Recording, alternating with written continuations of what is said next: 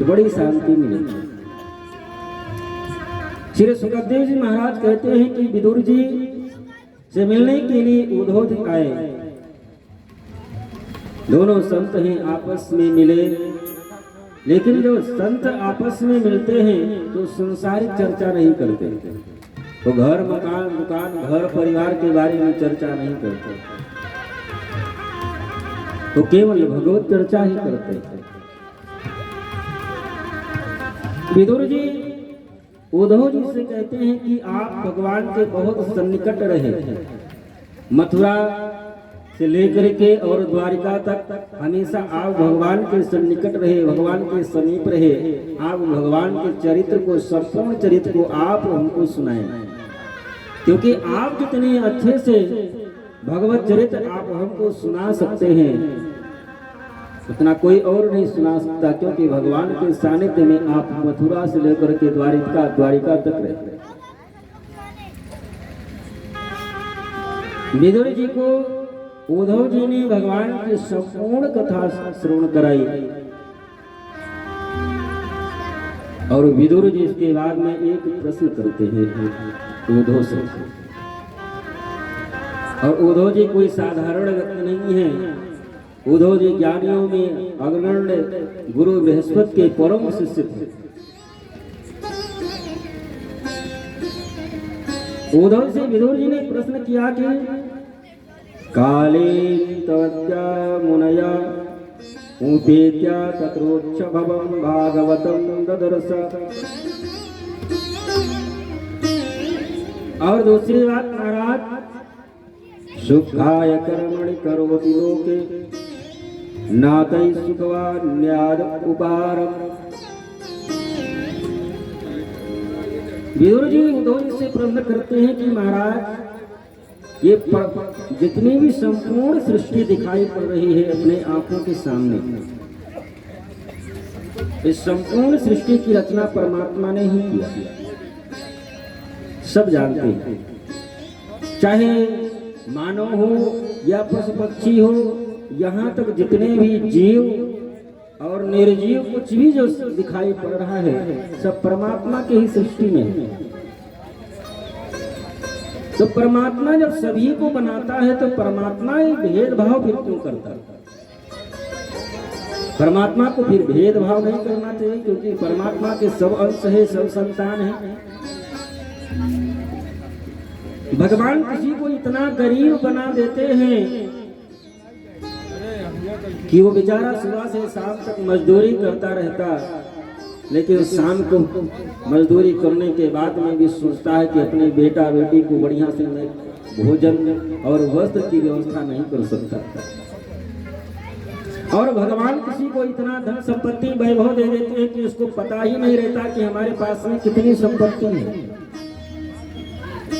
एक को इतना गरीब बना दिया कि उसको खाने का ठिकाना नहीं, एक को इतना अमीर बना दिए कि जिसके पास में धन संपत्ति वैभव है उसको पता ही नहीं कि हमारे पास कितनी प्रॉपर्टी है। भगवान किसी को इतना स्वरूपवान बना देते हैं कि वो अपने को सबसे सुंदर मान करके घमंड के मारे चलता है। किसी को इतना क्रूर बना देते हैं कि समाज में लज्जा के मारे निकल नहीं सकता। परमात्मा किसी को निसंतान बना दिए, पूरा जीवन रोता रहता है कि घर में कोई संतान नहीं है। perमात्मा किसी को इतना संतान दे देते हैं कि अपने बेटा बेटियों का पालन पोषण और उसकी व्यवस्था नहीं कर सकता। और जब परमात्मा ही सब कुछ करते हैं, परमात्मा ही कण कण में व्याप्त हैं, और परमात्मा जब इस सबके सब में व्याप्त हैं, तो कोई वही व्यक्ति, कोई एक चोर निकल गया, चोर डाकू निकल गया, कोई साधु निकल गया, कोई राजा हुआ, कोई गरीब हुआ। जब परमात्मा ही सबको बनाते हैं तो समान रूप से क्यों नहीं? उद्धव जी ने कहा कि आपने जो प्रश्न किया बड़ा सुंदर प्रश्न, आपने जो प्रश्न किया है बड़ा सुंदर प्रश्न है। परमात्मा संपूर्ण सृष्टि की रचना करता है, लेकिन किसी के साथ में भेदभाव नहीं करता। जैसे एक किसान अपने खेत में कई प्रकार के वृक्ष लगाया। एक किसान अपने खेत में कई तरह के वृक्ष लगाया और उन वृक्षों को समान रूप से उसकी सेवा करता है, सबको जल देता है, समान रूप से खाद डालता है, समान रूप से सेवा कर रहा है। वो किसान के उन वृक्षों के साथ में कोई भेदभाव नहीं करता। लेकिन उन वृक्षों में जब फल लगा, किसान एक वृक्ष के फल को तोड़ करके खाया, बड़ा मीठा लगा, आम सेब ऐसे फल रहे होंगे। दूसरे वृक्ष का फल तोड़ करके खाया, बड़ा खट्टा लगा, इमली आंवला इत्यादि जैसे रहे होंगे। किसी तीसरे वृक्ष का फल तोड़ करके खाया, बड़ा कड़वा लगा, नीम ऐसे कुछ वृक्ष रहे होंगे। तो क्या जिस वृक्ष में मीठे फल लगे हुए थे, क्या किसान उसमें चीनी घोल करके डालने गया था? जिस वृक्ष के फल खट्टे और जरपरे थे, क्या उसमें वो खटाई डालने के लिए गया था? कड़वे वाले में क्या कड़वाहट डालने के लिए गया था? नहीं, वो सभी वृक्षों का समान रूप से सेवा किया, समान रूप से जल खाद की व्यवस्था की। लेकिन जब वृक्ष में फल लगे तो सबके स्वाद अलग अलग है। उसी प्रकार से परमात्मा जब सृष्टि करता है तो समान रूप से सबको इस धरातल पर भेजता है, लेकिन वो अपने कर्मों के अनुसार जैसा वो कर्म करता है, अपने कर्मों के अनुसार वो सुख दुख भोगता है। अपने कर्मों के अनुसार वो चोर डाकू अज्ञानी विद्वान सब कुछ अपने कर्म के अनुसार ही वो भोगता है, क्योंकि कर्म कभी पीछा नहीं छोड़ता। कर्मणा जायते जंतु, कर्मणा जायते जंतु, कर्मण्येव विलीयते, सुखम दुखम भयम क्षेमम कर्मण्येवाभिपद्यते। ये कर्म पीछा नहीं छोड़ता। कर्म ऐसा है जो स्वयं पूर्ण परात्पर परमेश्वर परमात्मा भगवान राम के पिता थे, चक्रवर्ती सम्राट महाराज दशरथ। श्रवण कुमार को तीर मारे, श्रवण कुमार की मृत्यु हुई, पुत्र के वियोग में श्रवण कुमार के माता पिता का शरीर छूटा, और ऐसा कर्म करने के कारण चक्रवर्ती सम्राट महाराज दशरथ का भी शरीर पुत्र के वियोग में ही छूटा। कर्म मानव के लिए नहीं, यहाँ जो भी इस मृत्यु लोक में आता है कर्म उसका पीछा नहीं छोड़ता। यहाँ एक स्वयं पावर परमेश्वर परमात्मा भगवान का भी कर्म पीछा नहीं छोड़ता। वो भी यदि धरातल पर आते हैं, वो भी जो कर्म करते हैं, उस कर्म का फल परमात्मा को भी भोगना पड़ता। भगवान राम के रूप में जो पूर्ण पावर परमेश्वर परमात्मा राम के रूप में अवतरित हुए और बाली को छुप करके जो बाण मारे, वही बाली जब कृष्ण के रूप में अवतरित हुए तो बहेलिया बन करके आया और अंतिम समय में वही भगवान के चरणों में बाणों का प्रहार किया और उसी के बाद इस धरातल को छोड़ करके जाएगा। आप जो कर्म करेंगे उस कर्म का फल तो आपको ही भोगना पड़ेगा। आपके घर परिवार वाले रिश्तेदार नातेदार वो सब आपके कर्मों का फल नहीं भोगेंगे। आप ये सोचें कि पूरा जीवन हम चोरी डकैती बेईमानी करेंगे, अपने बच्चों को अपने परिवार का पालन पोषण करेंगे, तो जो हम पाप कर्म कर रहे हैं उसमें सबकी हिस्सेदारी है, तो उसमें किसी की हिस्सेदारी नहीं है। जो पाप कर्म आप करते हैं उसका फल आपके बेटे नहीं भोगेंगे। पाप कर्म जो आप करते हैं उसका फल आपकी बीवी नहीं भोगेगी। जो आप पाप कर्म करते हैं आपके पिता आपके पड़ोसी नहीं भोगे, उस कर्मों का फल आपको ही भोगना पड़ेगा। वाल्मीकि जी महाराज जो रामायण लिख करके गए, वाल्मीकि पहले बहुत बड़े डाकू थे। जंगल में रहते थे, जो भी मिल जाए उसे को मार दे, जो कुछ भी उसके पास में हो उसको छीन ले। इत्तेफाक से एक दिन नारद जी मिल गए। नारद जी को पकड़े वाल्मीकि जी महाराज आपके पास जो है वो दे करके जाओ, नहीं मार देंगे।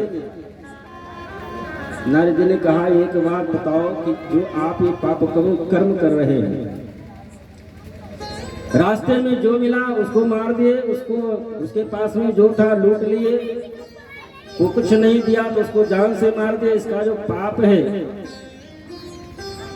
ये आप ही को भोगना पड़ेगा। ये आपके पाप कर्मों का फल जो आपने माता पिता अपने बेटा बेटे के लिए कर रहे हैं उनको नहीं भोगना पड़ेगा। वाल्मीकि जी ने कहा क्यों?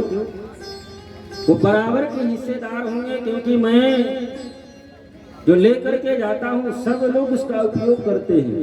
नारद ने कहा जाकर के पूछ आओ, क्या वो लोग भी भागीदार होंगे? वाल्मीकि जी ने कहा कि आप हमको चूतिया बना रहे हैं, मैं यहाँ से जाऊं अपने घर और आप यहाँ से धीरे से निकल जाओ। नारद जी ने कहा कि मैं जाऊंगा नहीं, ना विश्वास हो तो यहाँ पेड़ में बांध करके चले जाए। वाल्मीकि जी नारद जी को पेड़ में बांध करके घर आए, माता पिता से पूछे कि जो मैं पाप कर्म करके लूट पाट करके लेकर के आता हूँ आप लोग खाते हैं, जो पाप कर्म बनता है क्या आप लोग भी उसमें आप हिस्सेदार हैं? माता पिता ने कहा कि आपका कर्म है, आपका कर्तव्य है, आपका कर्तव्य है कि मैं वृद्ध हो चुका हूँ, पालन पोषण करने का धर्म आपका है, लेकिन आप कैसे ला रहे हैं? पाप करके कर्म करके ला रहे हैं कि धर्म करके ला रहे हैं? जो भी कर्म आप कर रहे हैं उसका फल तो आप ही को भोगना पड़ेगा। पत्नी से जाकर के पूछे, पत्नी ने भी वही उत्तर दिया कि जो पाप कर्म आप करते हैं उसका फल तो आप ही को भोगना पड़ेगा। ये तो आपका धर्म है कि आप हमको ब्याह करके लेकर के आए, हमारा पालन पोषण करना, हर प्रकार से हमारी रक्षा करना, ये आपका दायित्व है।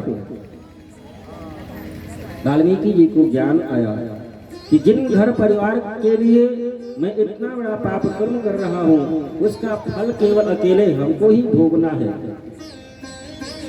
उनको ज्ञान आया, नारद के आए, उनके चरणों में गिर करके प्रणाम किए, उनको खोले बंधन से मुक्त किए। महाराज अब मैं क्या करूं? नारद जी ने कहा कि राम राम कहो, कल्याण हो जाएगा। वाल्मीकि जी ने कहा कि मैं इतना बड़ा पापी हो चुका हूं कि हमारे मुख से राम निकलेगा ही नहीं, क्योंकि हो ही भजन नहीं तामस देह। अब भगवान का भजन तो हमसे नहीं हो पाएगा, मैं भगवान का भजन संकीर्तन नहीं कर सकता। तो नारद जी ने कहा भगवान का भजन नहीं कर सकते, यदि भगवान का नाम राम राम नहीं कर सकते तो पूरा जीवन जो मार काट किए हैं, मार मार कहो, 3 बार मार मार कहोगे, 2 बार राम राम अपने आप बन जाएगा। मार मार राम राम राम राम राम राम राम राम मार मार मार करते रहो, राम राम अपने आप बनता जाएगा। उल्टा नाम जपत जग जाना, बाल्मीक भय ब्रह्म समाना। उल्टा नाम जपत जग जाना, बाल्मीक भय ब्रह्म समाना। उल्टा नाम जपत जग जाना, उल्टा नाम जपत जग जाना। बाल्मीक भय ब्रह्म समाना, बाल्मीक भय ब्रह्म समाना। उल्टा नाम जपत जग जाना, बाल्मीक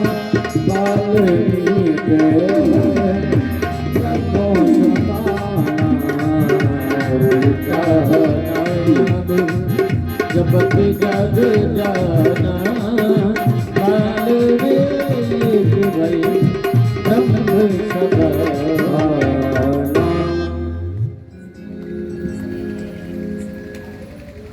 विदुर जी से उद्धव जी कहते हैं कि कर्म जैसा मानव करता है अपने कर्मों के अनुसार सुख दुख भोगते हैं। परमात्मा ना किसी को सुख देता है, न परमात्मा किसी को दुख देता है, न परमात्मा किसी को गरीब बनाता है, न परमात्मा किसी को अमीर बनाता है, न परमात्मा किसी को विद्वान बनाता है, न परमात्मा किसी को मूर्ख बनाता है। जो जैसा कर्म किया अपने कर्मों के अनुसार वो सुख दुख भोगता है। सायंकाल के समय भगवान शिव और पार्वती प्रतिदिन निकलते हैं संसार के लोगों को देखने के लिए, कौन सुखी है कौन दुखी है। भगवान शिव पार्वती जा रहे थे। भगवान शिव से पार्वती जी एक झोपड़े में रह रहे लोगों के बारे में कहे कि आप तो औढ़र दानी हैं, जिसको दे देते हैं वो हर प्रकार से सुखी संपन्न हो जाता है। और आप इसी रास्ते से होकर के प्रतिदिन निकलते हैं। आप इनको देखते हैं कि बेचारे कितने विपन्न हैं, कितने गरीब हैं, घर में खाने का ठिकाना नहीं, रहने के लिए छत नहीं, झोपड़ी में बेचारे रहते हैं, फटे पुराने वस्त्र पहनते हैं। क्या इनको देख करके आपको कभी दया नहीं आई? भगवान शिव ने कहा कि इनको देख करके दया हमको तो बहुत आती है, तो क्या आप इनको देने का कभी आपको आपके मन में आपका मन नहीं हुआ? भगवान शिव ने कहा कि मैं इनको देने का प्रयास कई बार किए, लेकिन ये कुछ लेते ही नहीं। ये सब इतने संत हैं कि ये कुछ लेते ही नहीं, मैंने देने का प्रयास किया। पार्वती ने कहा चलो ठीक है, आज आप हमारे सामने दें, मैं देती हूँ, कैसे नहीं लेती। ठीक है देवी चल। भगवान शिव पार्वती आए। भगवान शिव ने कहा कि हमसे जो एक वरदान मांग लेता है, एक वरदान मिल जाए तो हर प्रकार से सुखी संपन्न हो जाता है। लेकिन मैं आज तुम परिवार को 3 वरदान देंगे, जो मांगना चाहते हो मांग लो, आज हम प्रसन्न हैं, 3 वरदान देंगे। सब बड़े प्रसन्न हुए। सबसे पहले जो घर की मालकिन थी, भगवान शिव ने कहा कि माता जी आप ही मांगिए। तो वृद्ध हो गई थी, लगभग 90-95 वर्ष उसकी उम्र हो गई थी। और जब भगवान शिव ने वरदान मांगने की बात कही तो उसको अपने 16 साल की उम्र की याद आ गई। जब मैं 16 वर्ष की थी तो कितना सुंदर हमारा शरीर था, कितना मैं सुंदर थी। और आज भोले बाबा आ ही गए हैं तो क्यों ना वही रूप रंग मांगे। भगवान शिव से उस वृद्धा ने कहा कि यदि आप हमारे ऊपर प्रसन्न हैं बाबा, तो आप वरदान दें कि मैं 16 साल के नवयुवती बन जाऊंगा। भोले बाबा ने कहा तथास्तु। वो बुढ़िया 16 साल की नवयुवती बन गई। अब नंबर आया घर के मालिक का, आप वरदान मांगो, जो मांगना चाहते हो मांग लो। तो घर के मालिक ने देखा कि हमारा शरीर झुर्रियों से और दांत भी नहीं, और ये जो हमारी पत्नी है ये तो 16 वर्ष की। उनको आ गया गुस्सा, उनको गुस्सा आ गया कि ये और कुछ नहीं मांग सकती थी, मैं तो वृद्ध, ये 16 साल के नवयुवती। भगवान शिव से घर के मालिक ने कहा कि प्रभु आप देना ही चाहते हैं तो इसको आप कुतिया बनाना। बेचारी कुतिया बन गई। अब बेटे का नंबर आया। बेटे से कहे, भगवान शिव ने कहा कि आप अब तुम्हारा नंबर है, जो मांगना चाहते हो मांग लो, हम देने के लिए तैयार, जो मांगोगे आज हम दे देंगे। बेटे ने कहा मांगने जैसे क्या रह ही गई, क्या मांगे। एक माँ थी वो भी कुतिया बन गई। बाबा यदि आप प्रसन्न हैं तो हमारी माँ जैसी थी आप वैसे ही उसको बनाना। भगवान शिव से 3 वरदान मांगने के बाद में ज्यों के त्यों बने रह गए। कहने का तात्पर्य है कि जो कर्म आप किए हैं उसका फल तो आप ही को भोगना पड़ेगा, उससे परमात्मा कुछ नहीं कर सकता। कर्मों के अनुसार सुख दुख प्राप्त होता है। विदुर जी उद्धव जी से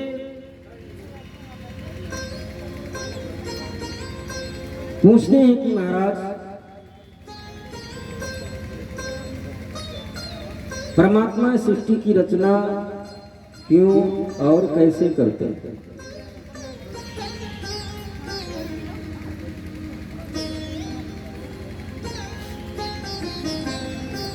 उद्धव जी ने कहा कि उद्धव जी से विदुर जी ने कहा कि ये बात आप मैत्री जी महाराज से पूछें, क्योंकि ब्रह्म का ज्ञान, भगवत ज्ञान, इतनी बड़ी अच्छी व्याख्या वो तो वही कर सकते हैं। उद्धव जी महाराज हरिद्वार में आए, मैत्री जी से मिले और ये प्रश्न उनके सामने रखे कि परमात्मा का वास्तविक स्वरूप क्या है, परमात्मा सृष्टि कैसे करता है, भगवत तत्व क्या है, ये आप हमको विस्तृत बताने की कृपा करें। मैत्री जी कहते हैं कि महाराज, उस पूर्ण परात्पर पार्वण परमेश्वर परमात्मा भगवान नारायण जो निराकार स्वरूप ब्रह्म है, उसके मन में इच्छा हुई, सृष्टि की इच्छा हुई, ब्रह्मांड के सबसे पहले ब्रह्मांड की रचना की। और एक ब्रह्मांड में 100 अरब आकाश गंगा होती है।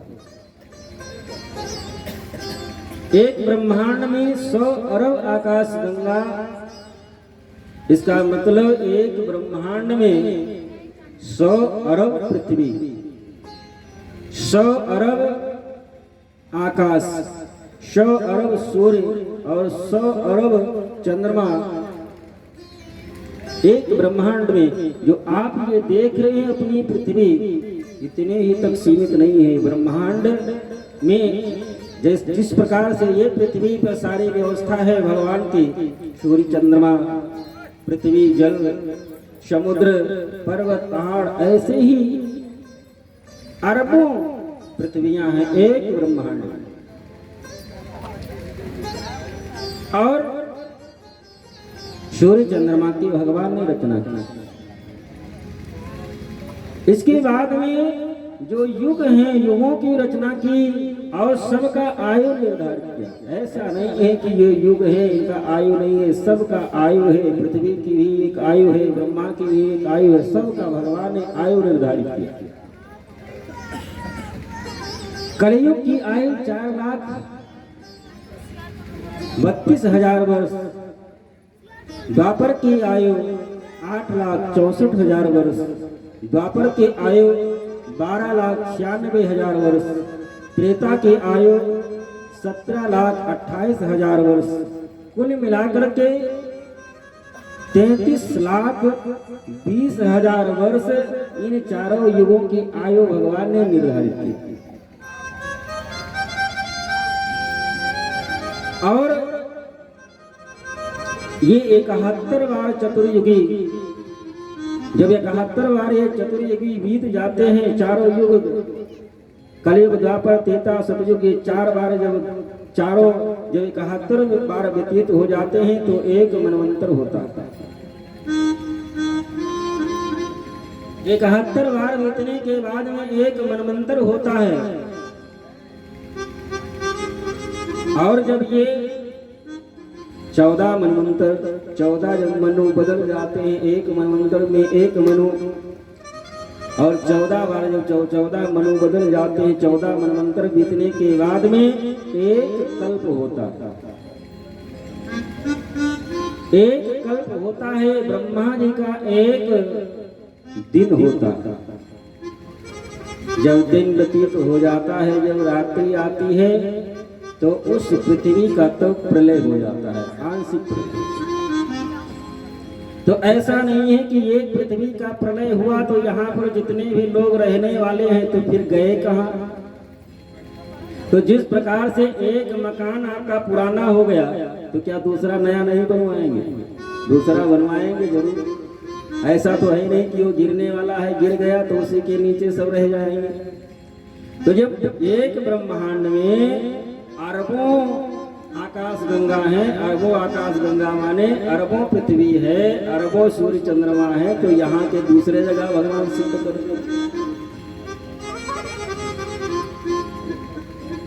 यहाँ के जीवों को, यहाँ के मानव को दूसरे जगह शिफ्ट कर दिए। और परमात्मा का स्वरूप इतना विशाल है, रोम रोम प्रतिलागियो कोटि कोटि ब्रह्मांड। मैत्री जी महाराज कहते हैं कि उस ब्रह्म के बारे में, ब्रह्म का ज्ञान प्राप्त करना इतना आसान नहीं है। जब हम उस परमात्मा के बनाए हुए एक पृथ्वी के बारे में, संपूर्ण पृथ्वी के बारे में ये जीवन भर यदि पता करें तो नहीं कर सकते। और एक ब्रह्मांड में अरबों अरबों ऐसी पृथ्वियां हैं, और उस परमात्मा इतना विशाल है कि रोम रोम प्रति लागियो कोटि कोटि ब्रह्मांड। उस परमात्मा को, उस ब्रह्म को जानना इतना आसान नहीं है। उस परमात्मा को उतना ही आप जान सकते हैं जितना वो जनाना चाहे, उससे अधिक आप नहीं जान सकते, क्योंकि उसके बनाए हुई सृष्टि की संपूर्ण जानकारी नहीं हो सकती। तो उस ब्रह्म को आप कैसे जान सकते? ब्रह्म की इच्छा हुई सृष्टि करने की। भगवान नारायण के नाभि से कमल निकला, कमल पर ब्रह्मा जी की उत्पत्ति हुई। ब्रह्मा जी मन में विचार करने लगे, मैं कौन हूँ, मैं कहाँ से आया हूँ। चारों तरफ अंधकार, आकाशवाणी हुई, तप करो। ब्रह्मा जी कठिन तप किए, तप के प्रभाव से ब्रह्म का दर्शन हुआ। ब्रह्म ने कहा कि ब्रह्मा आप सृष्टि करो। सृष्टि करना ब्रह्मा प्रारंभ करते हैं। सबसे पहले सृष्टि ब्रह्मा ने किन्नरों की कर डाली, क्योंकि भगवान ब्रह्मा जैसे बोल करके गए आप स्त्री और पुरुष की सृष्टि करो। ब्रह्मा जी समझ नहीं पाए कि स्त्री पुरुष को अलग अलग सृष्टि करना है कि एक साथ सृष्टि करना है। सबसे पहले सृष्टि किन्नरों की ब्रह्मा ने की।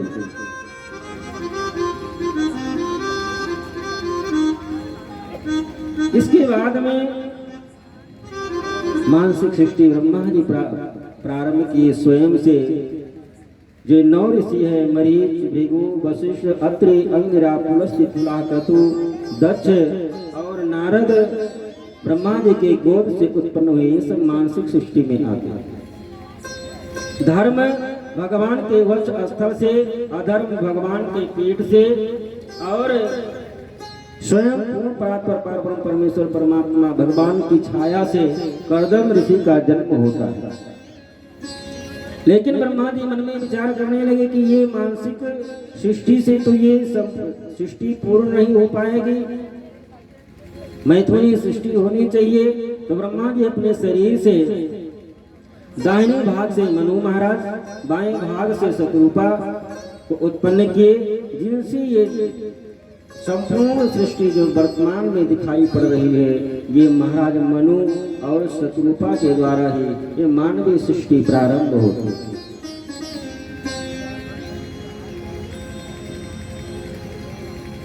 स्वयंभू मनु और शतरूपा के 2 पुत्र हुए, प्रियव्रत और उत्तानपाद। 3 पुत्रियां हुई, अकोति, देवहूति, प्रसूति। अकोति का विवाह रुचि प्रजापति के साथ में हुआ, और रुचि प्रजापति से यज्ञ भगवान का जन्म होता है। देवहूति का विवाह कर्दम ऋषि के साथ में हुआ, और इनके यहाँ श्री कपिल भगवान का जन्म होता है। प्रसूति का विवाह दक्ष प्रजापति के साथ में हुआ, और दक्ष के यहाँ सती का जन्म होता है, और सती का विवाह भगवान शंकर की साथ में हुआ।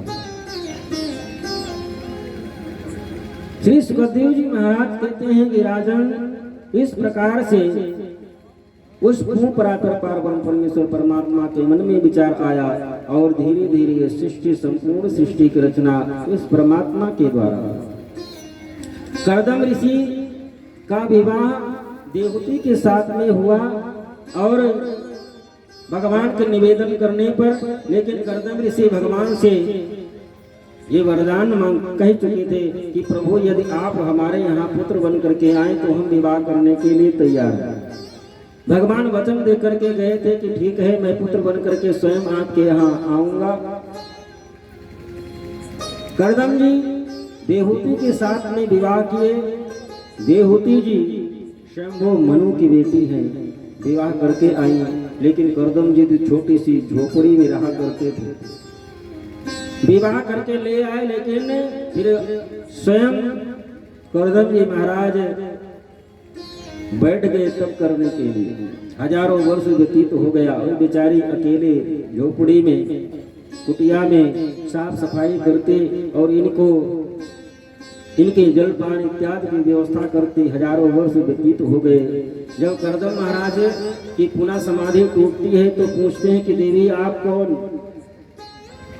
अरे महाराज आप भूल गए, विवाह करके लेकर के आए थे। कर्दम महाराज बहुत प्रसन्न हुए कि देवी आपकी सेवा से हम बहुत प्रसन्न हैं। तुष्टो हमाद्यम तव मान अभिमानदाया शुश्रूषया परमया परया च भक्त्या। मैं आपकी सेवा से, आपकी शुश्रूषा से बहुत प्रसन्न हूँ। आपके लिए मैं क्या करूँ? लेकिन देवी आप हमारी धर्म पत्नी है, विवाह करके मैं लेकर के आया था आपको। सुंदर कामद विमान की रचना करते हैं। मन से कामद विमान उत्पन्न हुआ जिसमें हर प्रकार से स्वर्ग की सुख सुविधाएं सब कुछ उसमें व्यवस्थित था। और उसी कामद विमान में कई वर्षों तक कर्दम जी महाराज विहार करते रहे। 9 बेटियां हो गई। कर्दम जी मन में विचार करने लगे कि मैं ये घर गृहस्थी में फंस गया, भगवान का भजन करने के लिए आया था, कहाँ ये विवाह करके 9 बेटियां। फिर करने के लिए जाने लगे। देवती ने कहा कि प्रभु इन 9 बेटियों का विवाह कौन करेगा? आप ऐसे ही छोड़ करके जा रहे हैं। और भगवान तो आपको वचन दे करके गए थे कि आप के यहाँ मैं बेटा बन करके आऊंगा। भगवान तो बेटा बन करके आएंगे। कर्दम जी महाराज की 9 बेटियां जो हुई, और ये जो ब्रह्मा जी के सृष्टि में जो मानसिक सृष्टि में जो 9 ऋषि हुए, उन्हीं के साथ में विवाह करते हैं। कर्दम जी महाराज की प्रथम बेटी है कला का विवाह मरीचि के साथ में किए। और मरीचि महाराज के पुत्र हुए कश्यप, और कश्यप का विवाह दिति और अदिति के साथ में हुआ।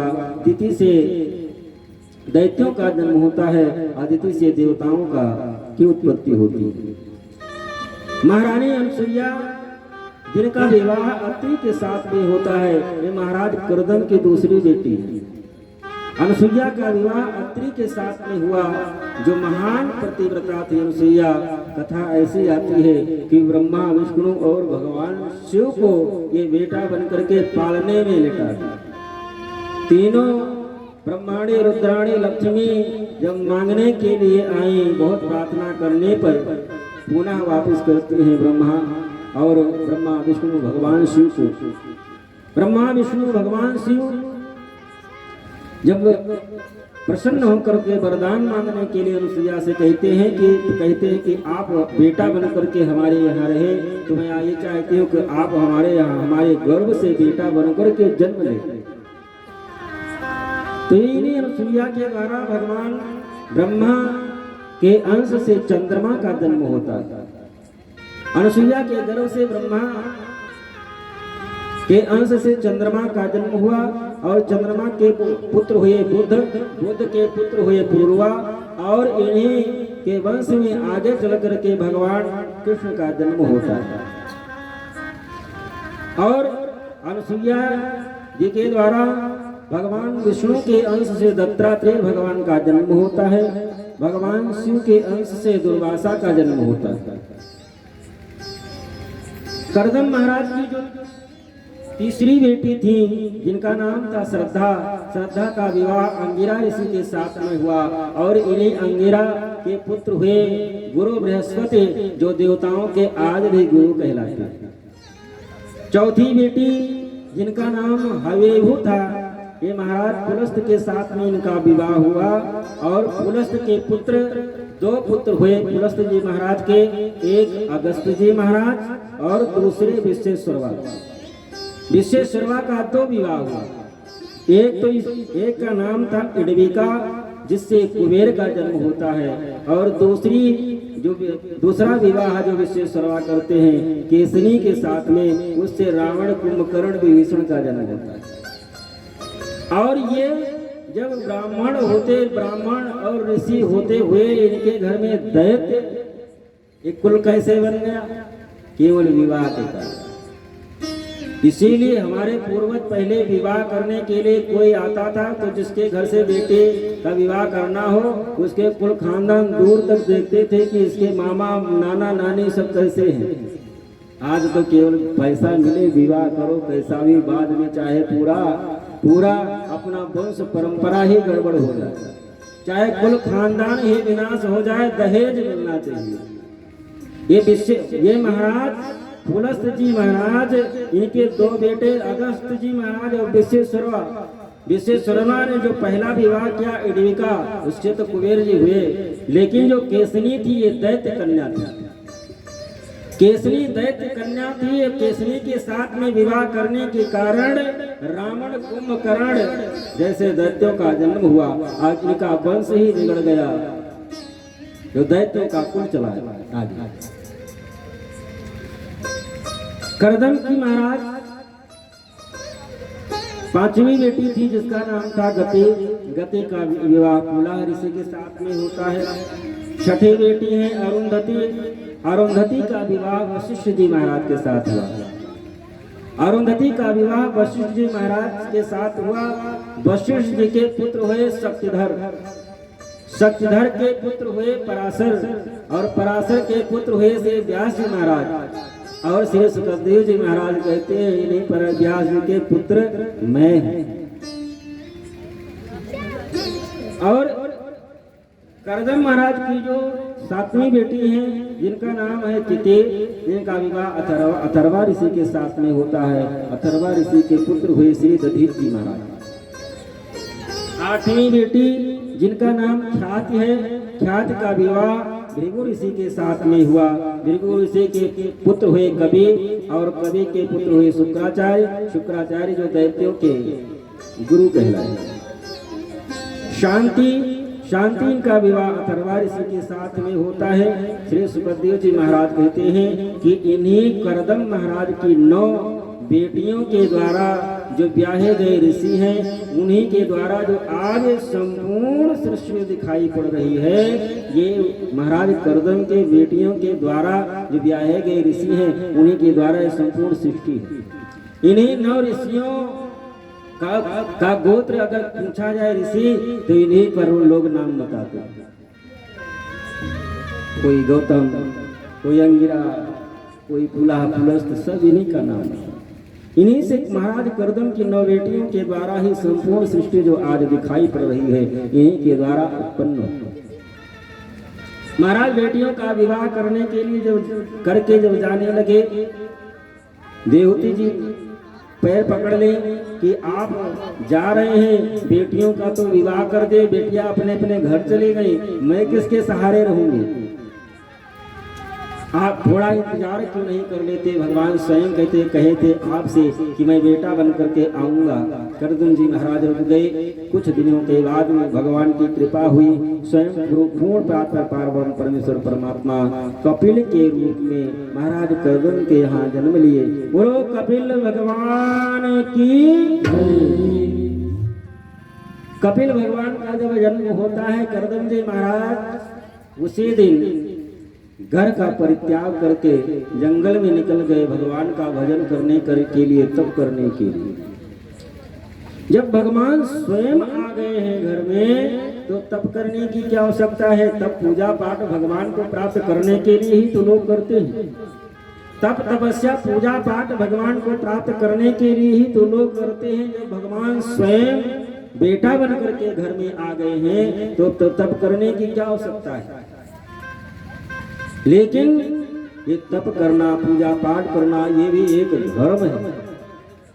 ऐसा नहीं कि भगवान की भगवत प्राप्ति हो गई तो अब निष्क्रिय हो जाए, कर्महीन हो जाए, कर्म करना ही बंद कर दे।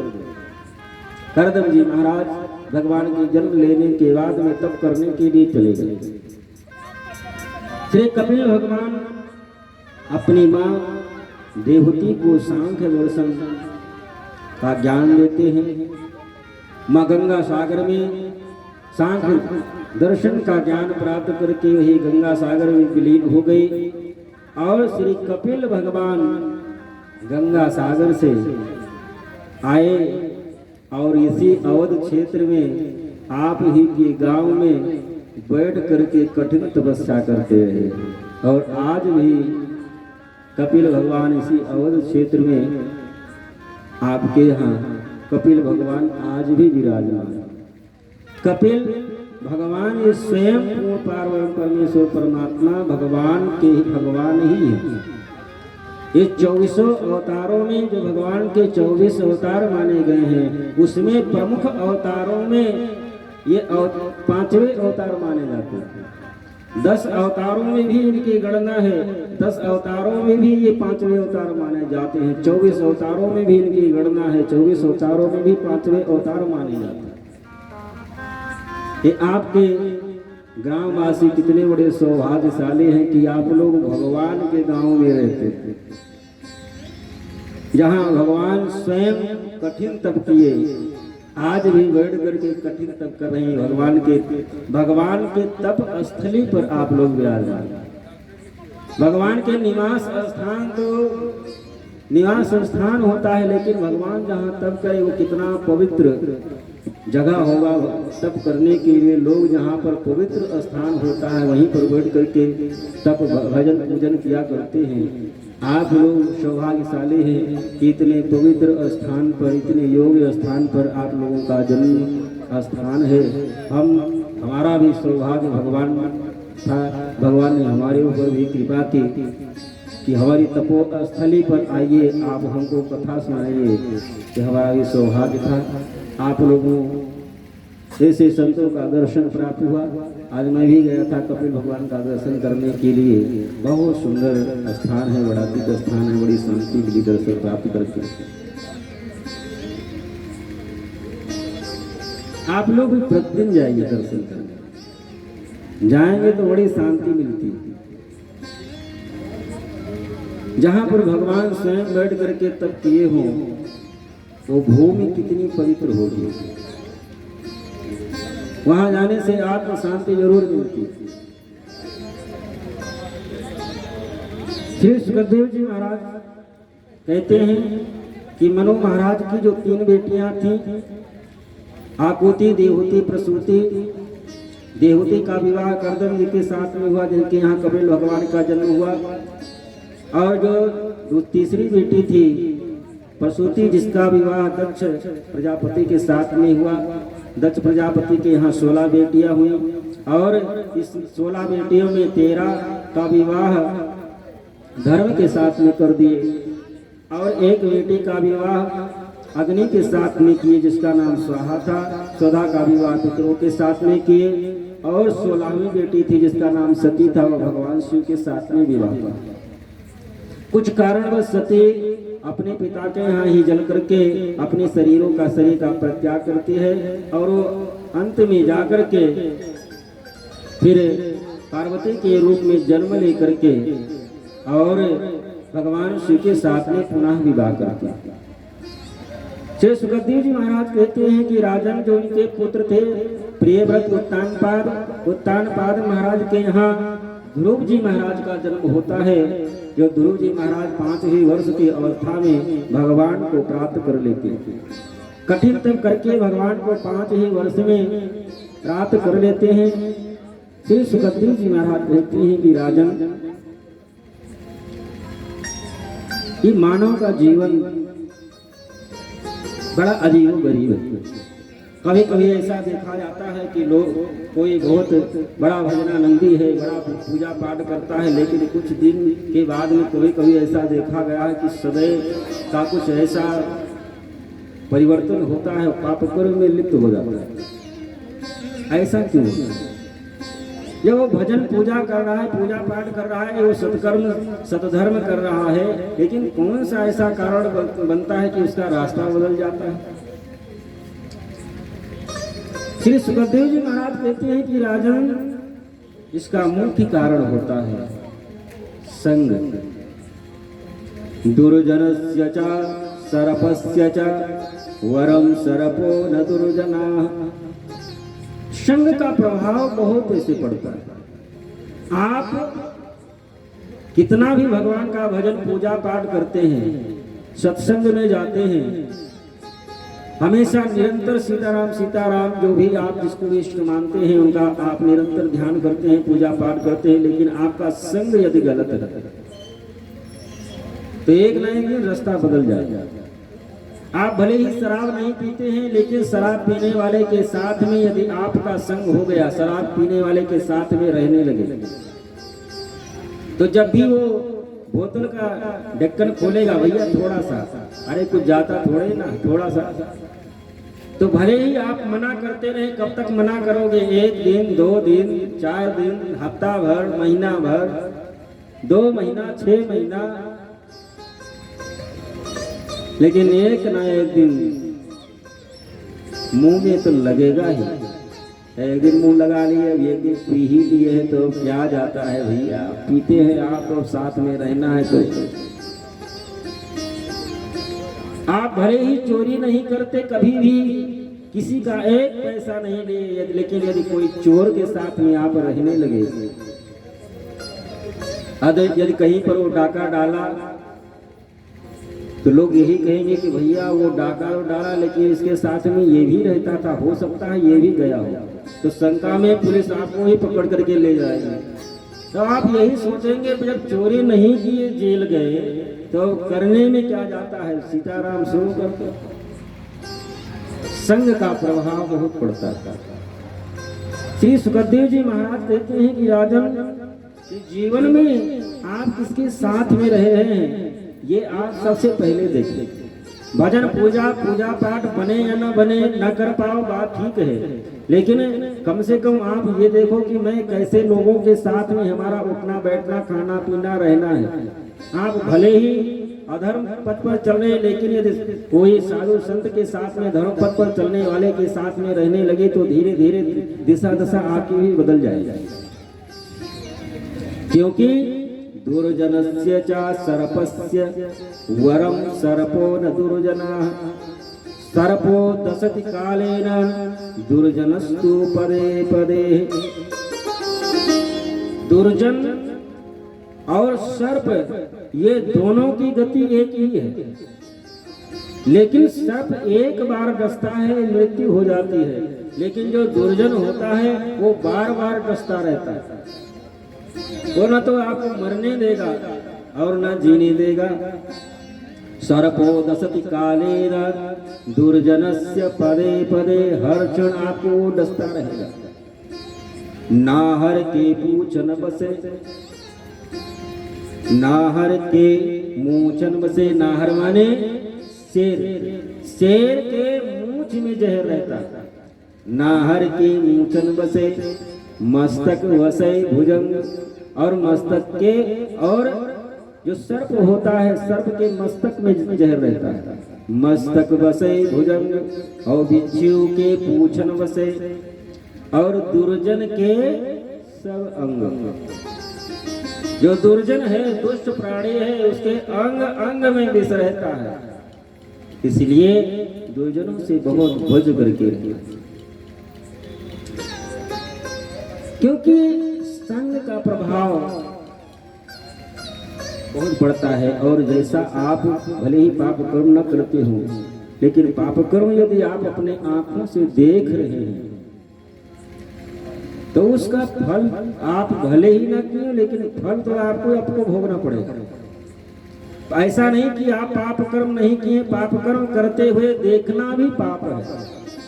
करने की अपेक्षा देखना अधिक पाप है। दूसरे की बुराई सुनना, कहने की अपेक्षा सुनना अधिक पाप है। इसका एक उदाहरण महाभारत में ही है।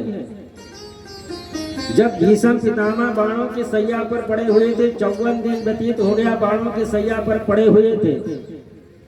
अंतिम समय में द्वारकाधीश भगवान कृष्ण आए और द्वारकाधीश भगवान कृष्ण से भीषम पितामह ने पूछा कि प्रभु आप एक बात बताएं, हमको अपने इस जन्म की बात याद है कि मैंने कोई भी ऐसा पाप कर्म नहीं किया जिसके फल स्वरूप मैं 54 दिन बाणों की सैया पर पड़ा रहा।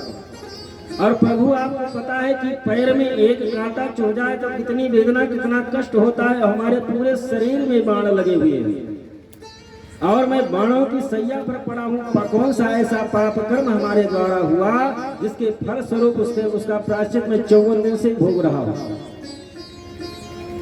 भगवान मुस्कुरा करके कहने लगे, बाबा आपको तो अपने एक जन्म की बात याद है, लेकिन आपके हजारों जन्मों की बात मैं जानता हूँ।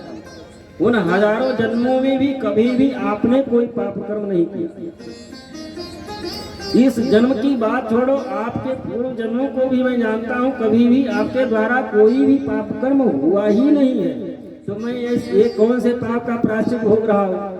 द्वारकाधीश भगवान कृष्ण ने कहा कि ये आपके पाप के कर्मों का प्रायश्चित नहीं है, ये दूसरे के पाप कर्मों का प्रायश्चित आप भोग रहे हैं। दूसरे के पापों का, हाँ, आपने पाप कर्म करते हुए देखा।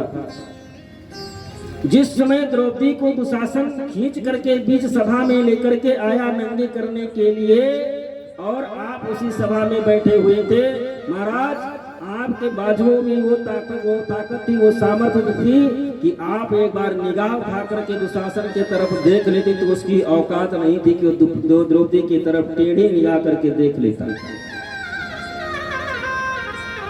आप ऐसे महारथी जिस सभा में बैठे हो और किसी अबला के ऊपर इतना बड़ा अत्याचार हो तो इससे बड़ा पाप कर्म और कौन क्या हो सकता है। आपने पाप कर्म किया नहीं, आपका पाप कर्म करते हुए आपने अपने आंखों से देखा जिसके फल स्वरूप आज आप बाणों की सैया पर पड़े हुए हैं।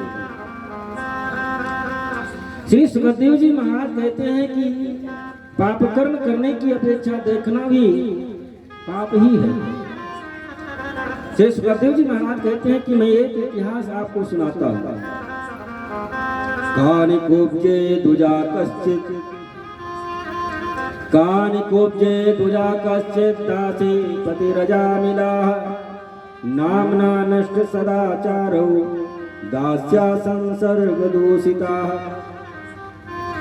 एक अजामिल नाम का ब्राह्मण था जो कानकुब्ज गोत्र में जन्म लिया। बहुत बड़ा धर्मात्मा ज्ञानी था, वेद पुराण शास्त्र सब का ज्ञान उसको था, बहुत ज्ञानी था। सुबह ब्रह्म मुहूर्त में उठता, घर से निकलता, गंगा जी जाता, स्नान करता। गंगा जी स्नान करने के बाद में वहीं पर बैठ करके गायत्री संध्या मंत्र का जाप किया करता। प्रतिदिन का उसका नियम था। एक दिन सुबह ब्रह्म मुहूर्त में गंगा स्नान करने के लिए जा रहा था।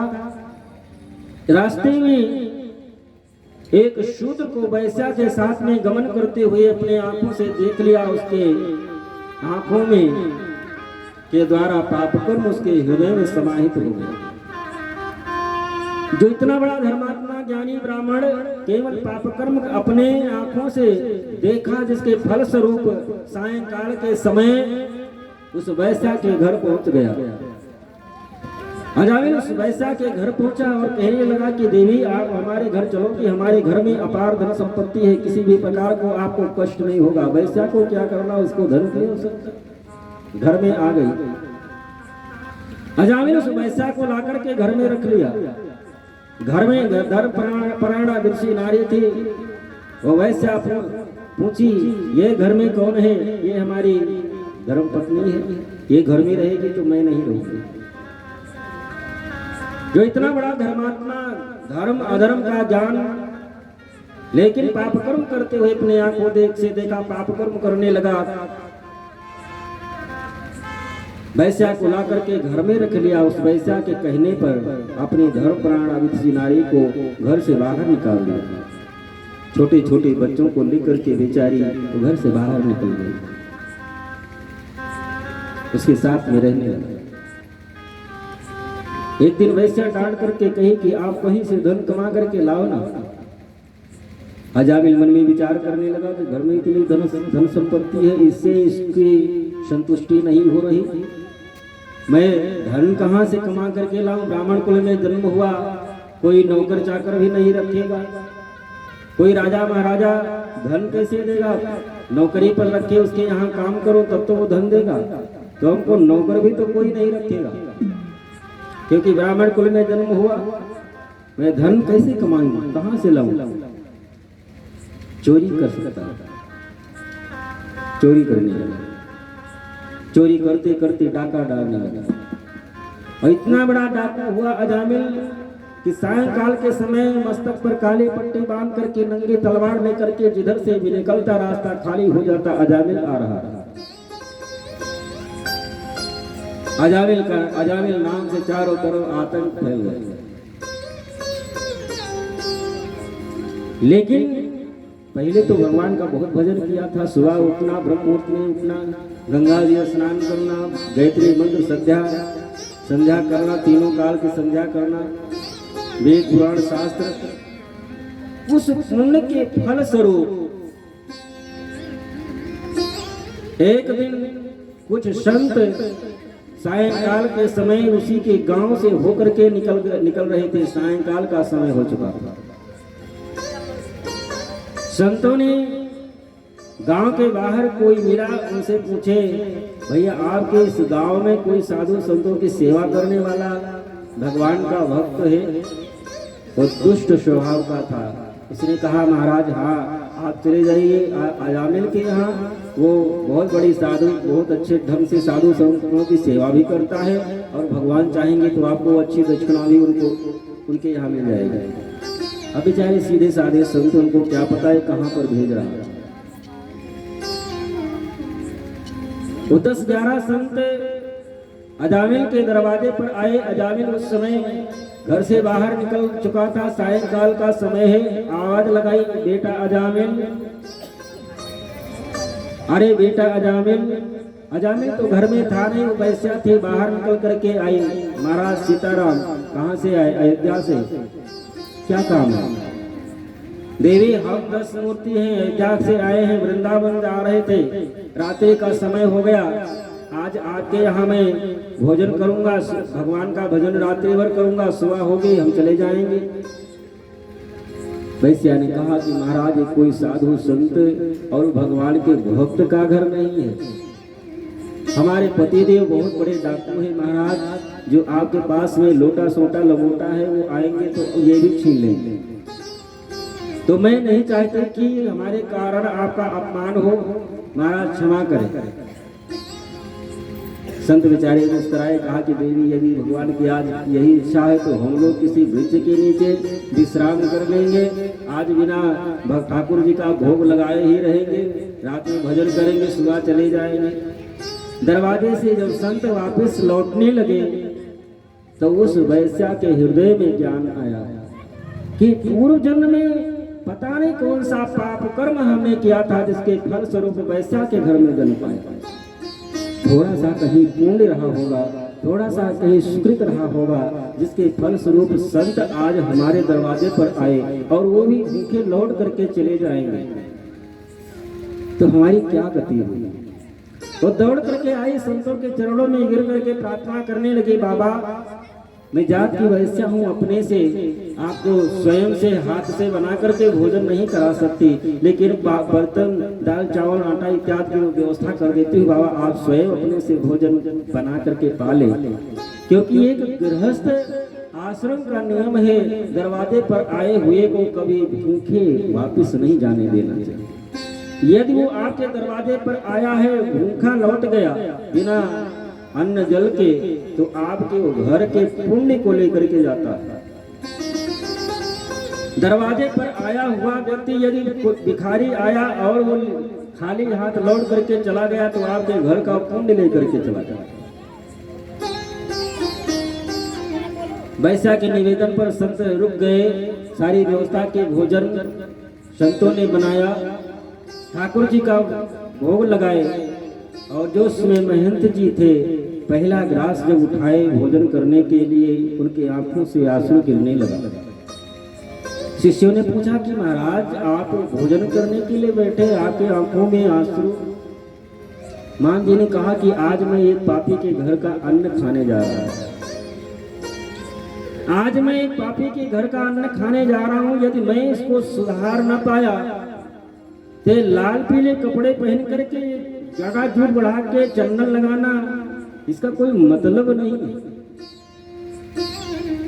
इसके घर का अन्न खाने के बाद में यदि मैं इसको इस रास्ते पर ना ला पाया, इसको नरक से ना बचा पाया, इस साधुता से क्या मतलब। संत सभी भोजन किए और भोजन करने के बाद में संतों का तो स्वभाव होता है, जो संसारी लोग सोते हैं तो संत बैठ करके भगवान का भजन करते हैं। सभी संत बैठ करके रात्रि में भगवान का संकीर्तन भजन कर रहे थे। रात के 12 बजे पता नहीं कहां से बड़ा सा गट्ठर बांध करके डाका डाल करके लेकर के आया, घर में रखा और अपनी पत्नी से पूछता है कि ये दरवाजे पर बैठ करके कौन हल्ला मचा रहे हैं, ये दरवाजे पर बैठ करके कौन हल्ला मचा रहे हैं।